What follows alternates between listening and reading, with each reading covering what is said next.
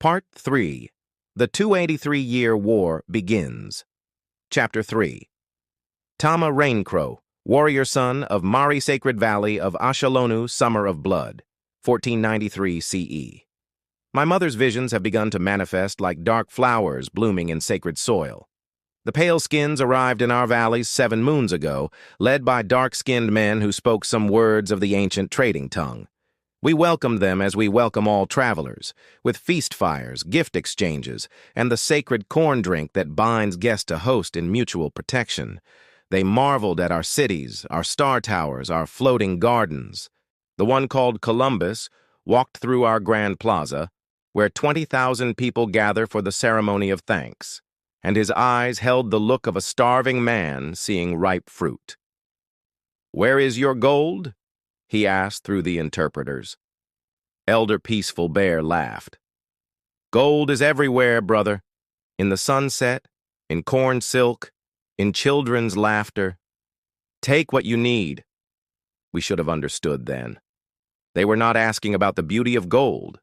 They were asking about possession of it. Within a moon cycle, they had mapped our sacred mines.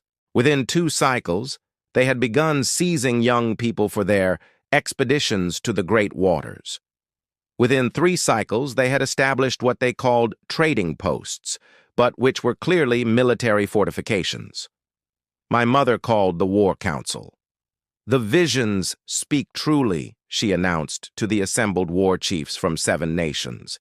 "These beings do not come to trade or learn. They come to consume.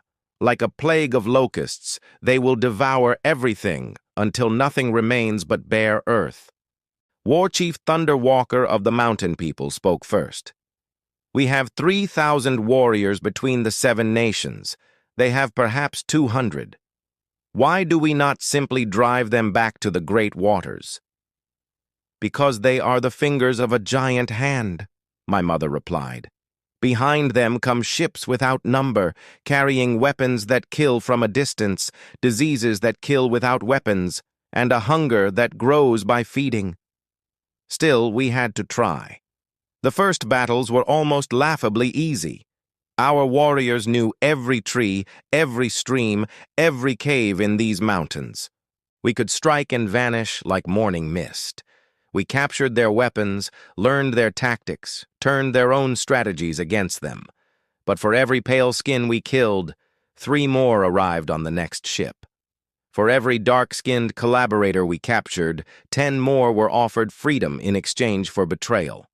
For every victory we won in the forests, they won 2 victories in the councils, turning nation against nation with promises and threats.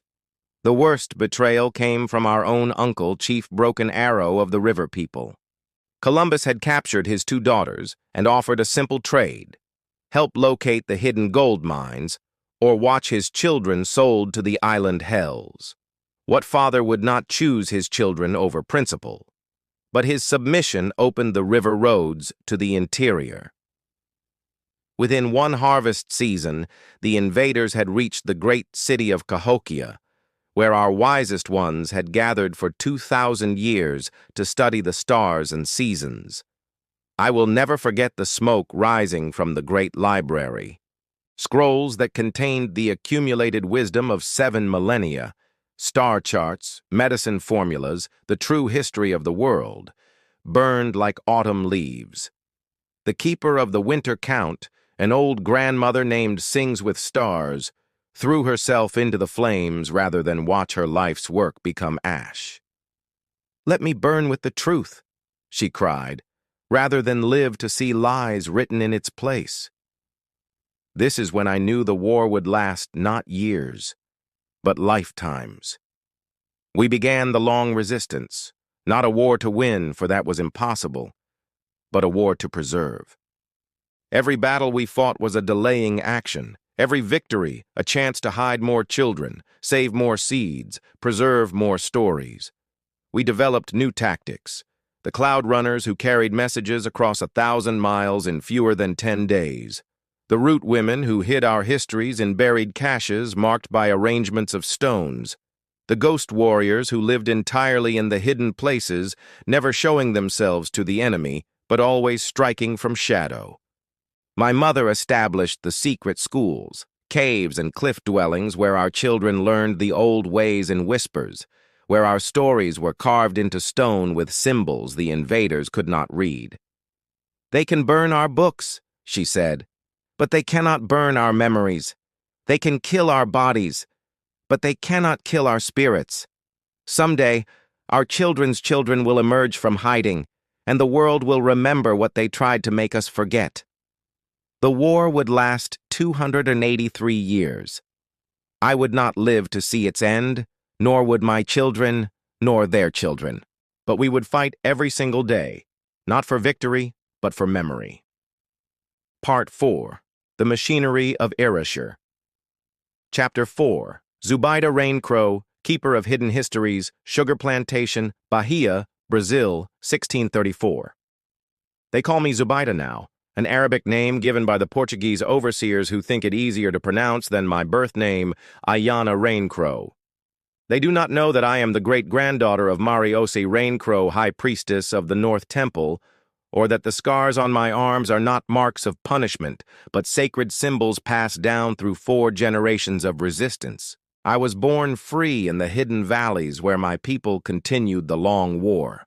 I was captured at 16 during the Great Burning of 1618, when Spanish forces finally discovered our cliff schools and dragged 300 of our children down to the ships.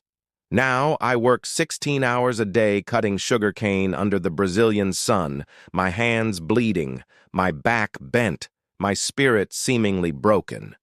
But appearances deceive. The plantation masters think they have purchased laborers.